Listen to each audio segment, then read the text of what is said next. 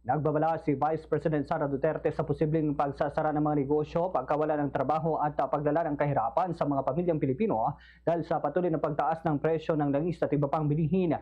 Ayon sa kabila ng krisis, mas inuuna ng pamahalaan ang pagsulong ng impeachment laban sa kanya. Binanggit ni VP Sara ang pagpupumulit ng House Committee on Justice na dumalo siya sa pagdinig upang makabuo umano ng media narrative para sa tinaguriang mini trial. Idinagdag niya na malinaw na ginagamit ng Kamara ang mga pagdinig para magsagawa ng ikatlong fishing expedition laban sa kanya.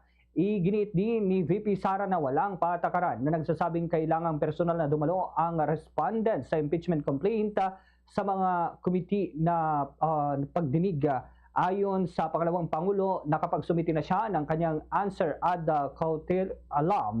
Kaya naman tamang hakbang na lamang ng komite ay ibasura ang reklamo dahil sa kakulangan ng mga ebidensya. Anya, mas pipiliin niyang ilaan ang oras sa pagtulong sa mga Pilipino sa gitna ng kasalukuyang krisis.